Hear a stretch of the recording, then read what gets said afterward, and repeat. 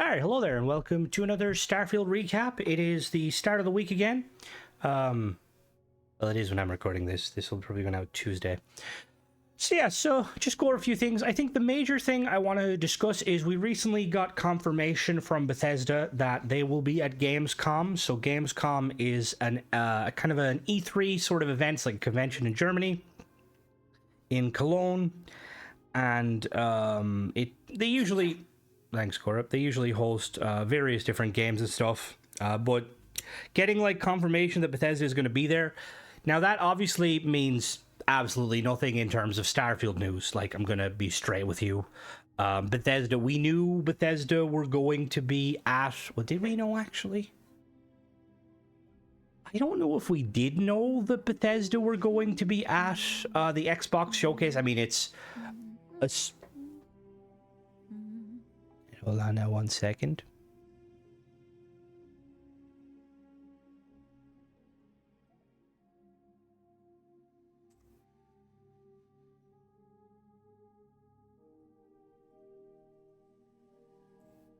Why did that not do anything?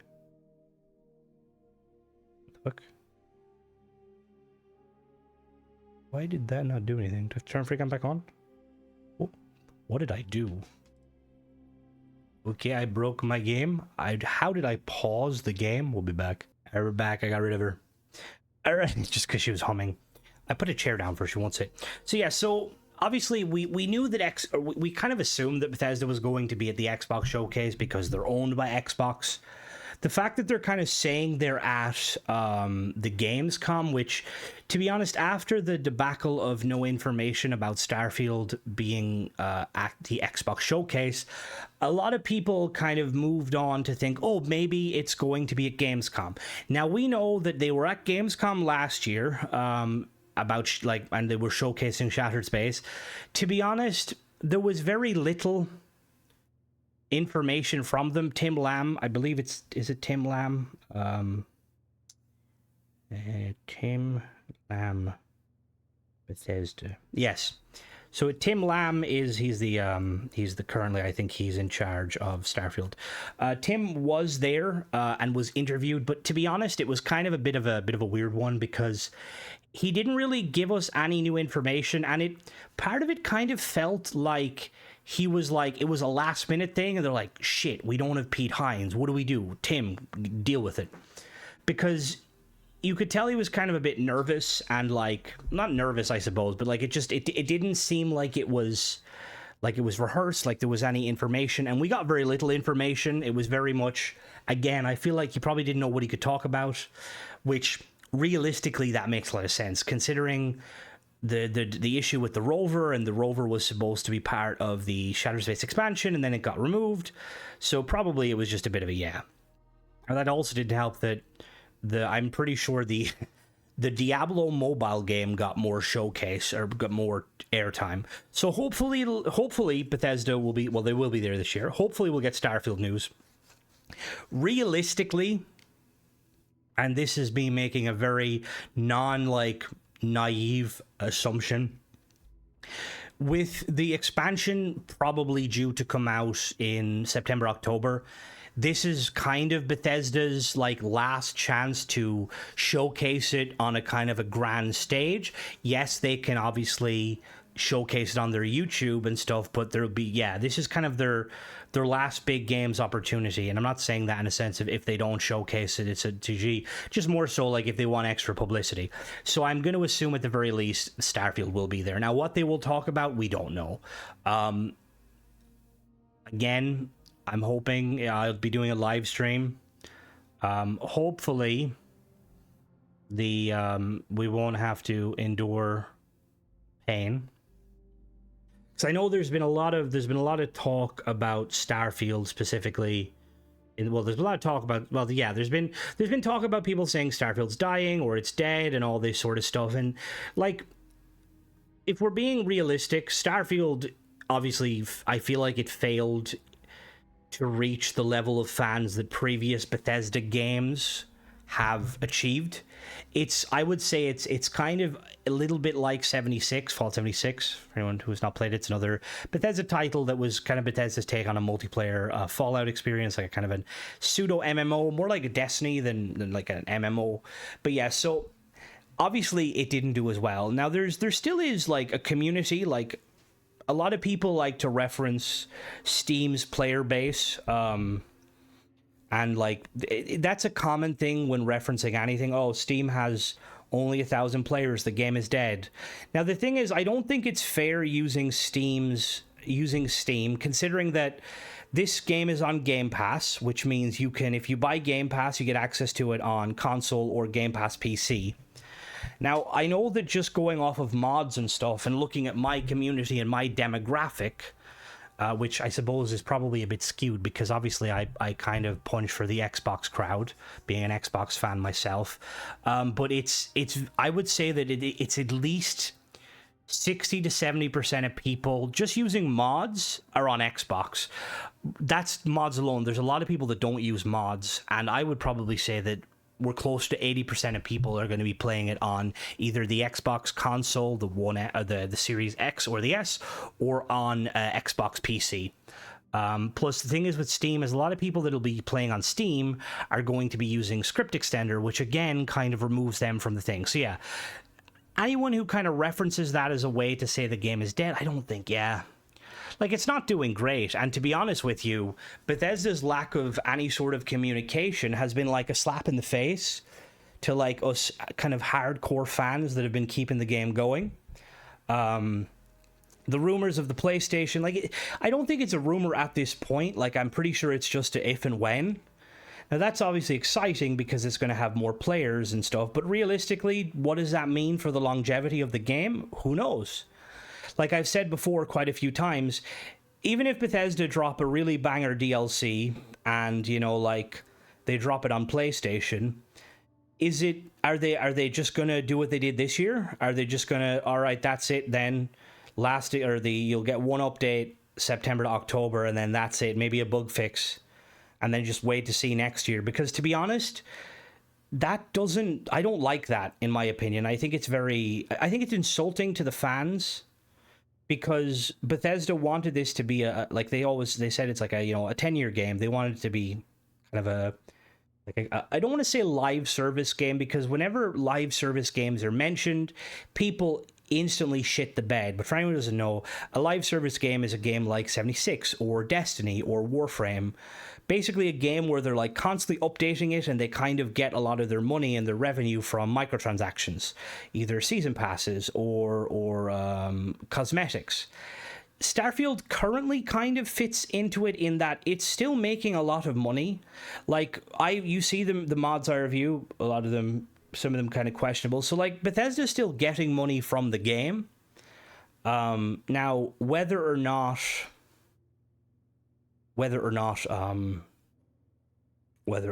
that's enough to kind of keep the lights on, who knows?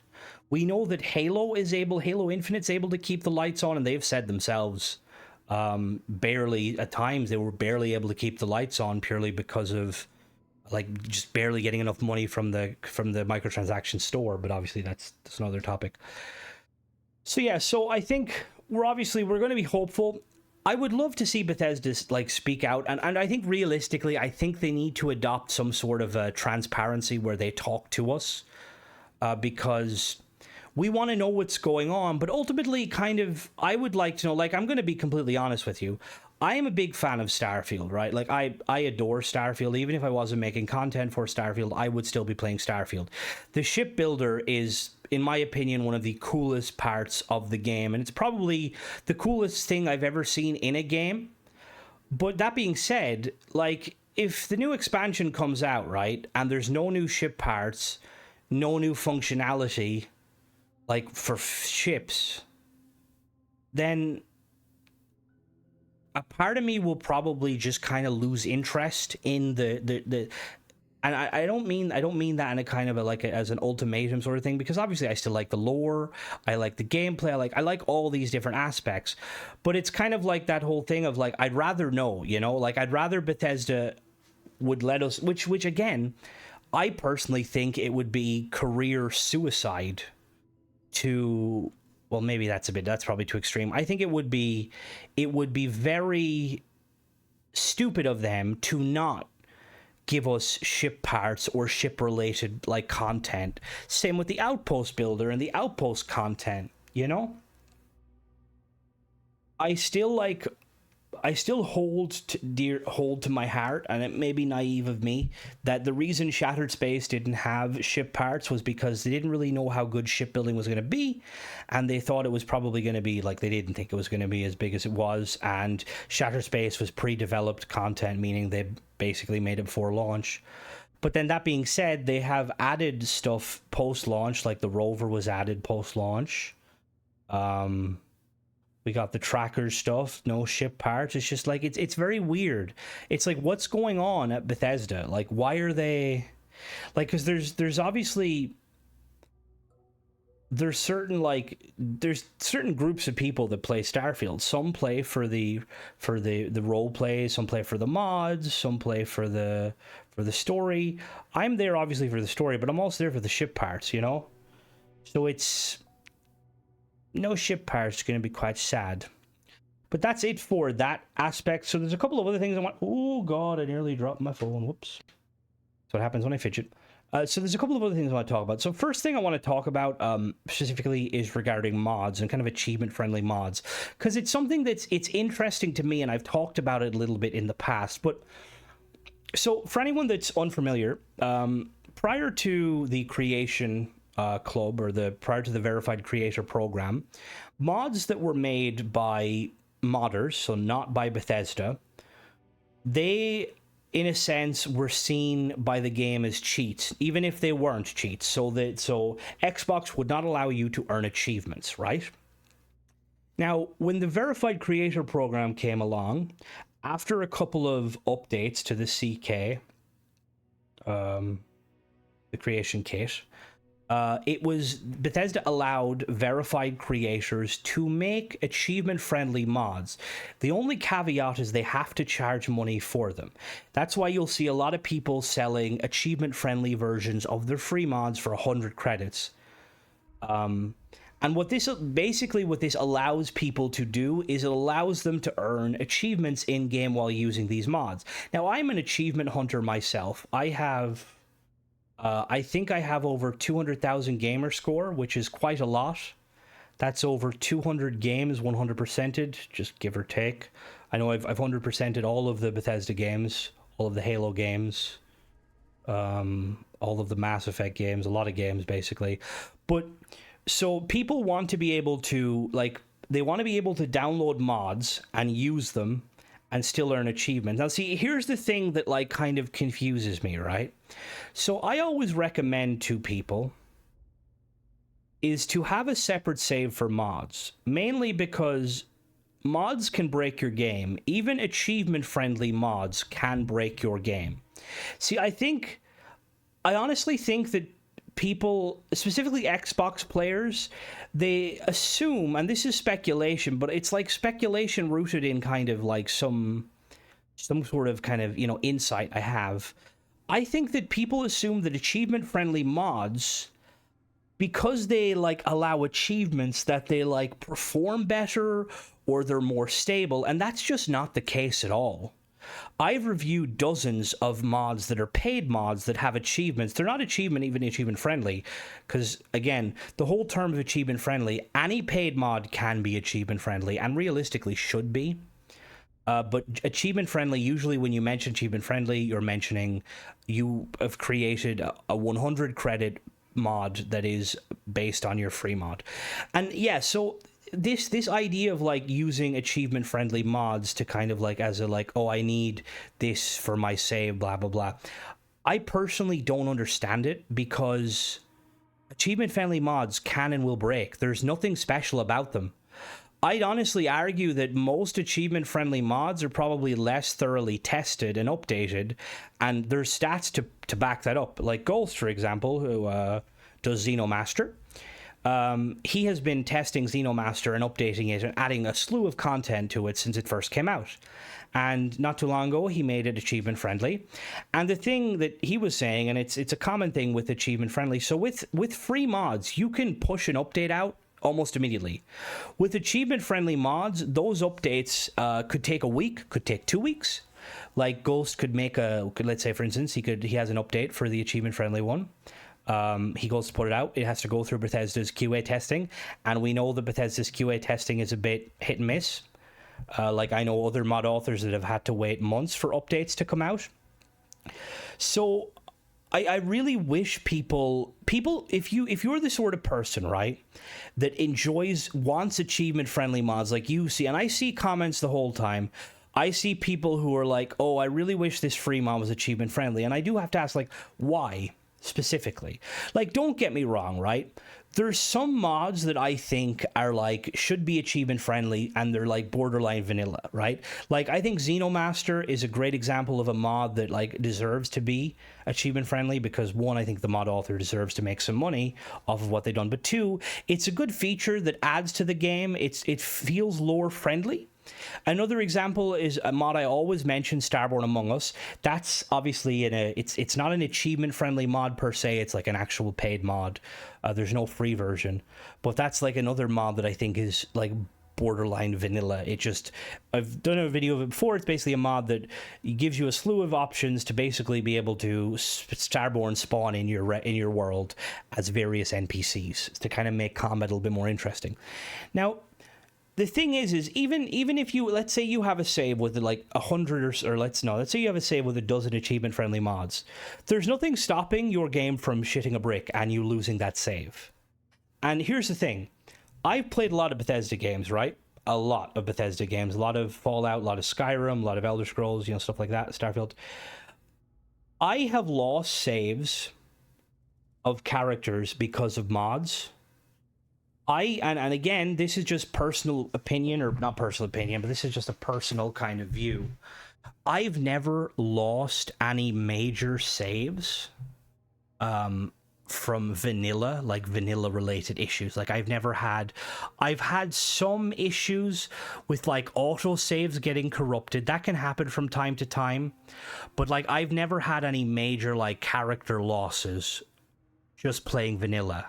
With mods, there is always a chance, and I know Tenebro might be watching this and be like, this is why I don't use mods. And I will say, I wouldn't use that as a reason to be afraid of modding, because modding is awesome. But I think people need to be aware, just because it's achievement friendly doesn't mean it's stable, doesn't mean it's going to work. If you like the idea of achievement friendly mods because you would like to you see a mod author that's made a mod and you're like, I like your mod, I want to give you some money, that's perfectly fine. And I've always kind of said, support your mod authors that you like content from. The other thing with achievement friendly mods is, even though they're achievement friendly, and even though you could have mods from, Bethesda themselves, well, I would hope Bethesda, but when the new update eventually comes out, mods will break, even achievement-friendly mods, and realistically, those achievement-friendly mods could take up to a week to get the patches out. Like, you have to think now, there's quite a few paid mods in the game, right? That it takes an average of about a week to get a patch out. So if you have a save that you kind of deem as vanilla with achievement-friendly mods, if you're looking to play the new expansion, best case scenario, you'll be able to play it on that save, but you won't have access to your mods because they won't be updated. Worst case scenario, your save could break entirely depending on the mods you're using. So that's something I think also people need to be aware of when it comes to achievement-friendly mods. And look, at the end of the day, you do what you want to do. If you want to rock them, you can, and that's perfectly fine. But I do think that I do wonder why so many people want achievement-friendly mods when realistically there's no difference than just having an extra save. And I know I've seen some people say like, oh, like I don't have the playtime for an extra save, and like that's fine. But honestly, if you value your playtime, the last thing I'd be worrying about is getting achievement-friendly versions of free mods, because there's always a chance you could mess up your save, and that's what you don't want. You do not want that. But yeah, let me know in the comments, and with regards to stuff like if you're rocking achievement friendly mods, what achievement friendly mods are you rocking? What are ones you would like to see? And then, like, does any of what I'm saying resonate with you? Do you disagree? I know people, you're free to disagree. There's nothing wrong with disagreeing. It's healthy to have some debate. Just keep it civil. Looking at you, Michael. Put the gun away. No, but yeah, that's pretty much it regarding that. And then one last thing I wanna kind of touch on, and this is something that I feel like, to be honest, I didn't really feel like I needed to say it, but I like start to notice something about like within my community, and it's, to be honest, most of you guys, if you're not engaging in the Discord or you're not in the streams, this probably won't be any relevance to you, but it might be informative. So I'm an Xbox gamer. I have a PC that, yes, is more powerful than my Xbox, although sometimes it better off playing on Xbox because, yeah, I generally, my game time is like 80% on Xbox. When I do these recordings, like when I do my starter reviews, they're on Xbox. I'm on PC now just because I've access to console commands, but my whole thing is like very much kind of Xbox first and Xbox in general. I have no issue with people, you know, on PlayStation, people on, which they will become part of our community, hopefully, people on Steam and stuff like that. But my community is always been Xbox. That's been the primary thing. So like occasionally I'll see people will mention mods, and like I don't review Nexus mods for the simple reason that Xbox players don't have access to it. And that's always been my kind of thing. And I feel like I need to reiterate that if you're the sort of person where you kind of have like a kind of a bit of a PC elitist attitude or mentality, honestly, you're probably not going to find safe harbor in my community. As an Xbox gamer, I grew up kind of seeing the kind of the PC master race kind of stuff. And don't get me wrong, you know, we can joke about it. But I have noticed occasionally you will get people who are genuinely ignorant to the Xbox stuff and don't like just, yeah. Like we look at what does it say? The brass tacks of it. Starfield is primarily a console game. Like, most of the people playing the game, buying the mods, keeping it alive are Xbox players. Yes, there is PC players too. I'm not denying that. And obviously, I cater to them too. That's why I only review mods on creations that are available both Xbox and PC. That's always been my thing.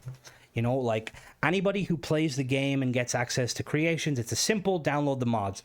It's part of why I stayed away from the Nexus 2 is because it can be a bit convoluted to install mods. Now, not always, but, you know, yeah. But if you are the sort of person where like you might be inclined to turn your nose, and don't get me wrong, I used to turn my nose up. I used to be like a bit of a fanboy, you know. I'd be like, oh, Xbox better, PC sucks. But I kind of grew up and I realized that ultimately people play what they want to play. Like, some people choose to play Xbox because they enjoy the console, they enjoy the interface. Some people might not be able to afford a PC, you know? Some people could be playing Starfield on Game Pass streaming, you know? And I always try to cater to an environment where people are welcome. You know, like we on the streams, we chill, we have fun. But I have noticed like some kind of elitism, and I that's not going to stand in my community. You know, like, you're entitled to your opinion, but if your opinion is going to kind of offend or trigger 70% of the demographic of my community, maybe just put up and shut up. But yeah, it's just, yeah, I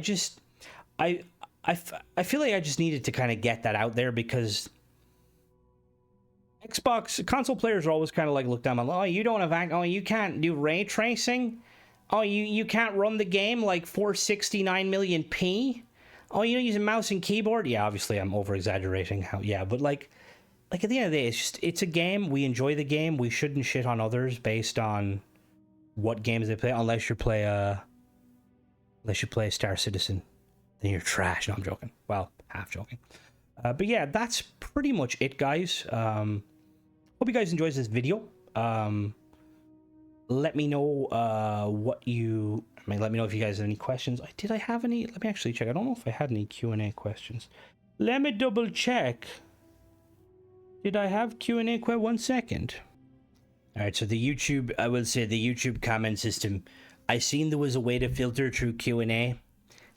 That doesn't work apparently, so I apologize if you did ask questions. I know that just looking back at like some of the stuff that was said, there was a lot of, because last week's episode was kind of talking about how it felt like some of Starfield's content was like, or some of Starfield's development was kind of pressed for time. I apologize, the flickering lights, I still need to fix that.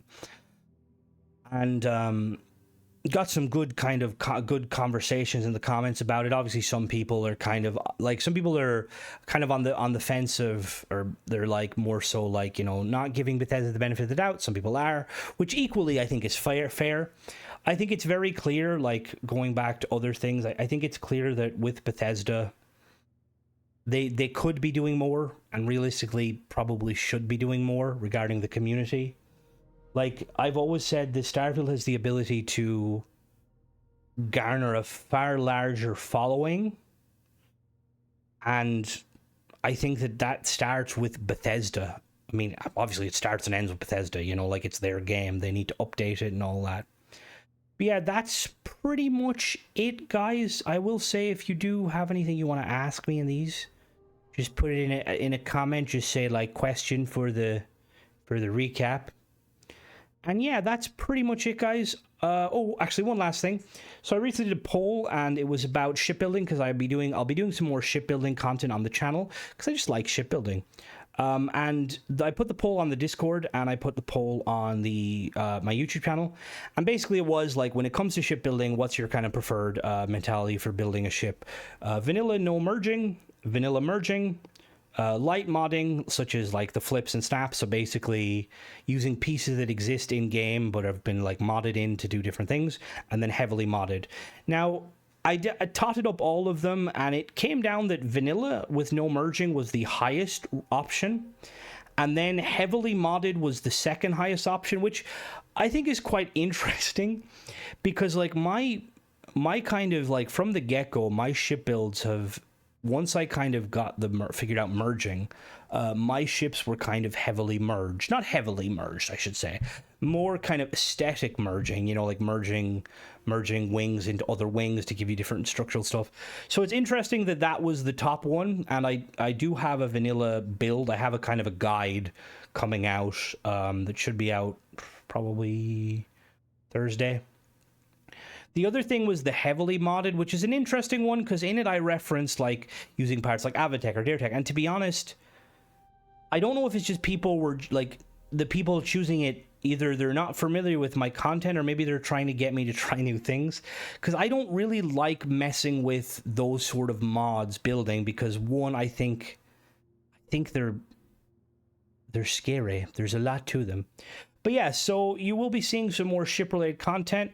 If you have any ship, like if you would like me to design a ship or build a ship for you too, let me know in the comments. Like, Crimson, my character's a House Faroon worshipper. I need a B-class ship. And I'll be like, well, I've got a ship for you. It's parked inside the sun. No, I'm joking. But yeah, let me know, because I love doing ship builds, especially ones that are catered towards you guys. But yeah, that's pretty much it, guys. I will catch you guys in the next one. Bye-bye.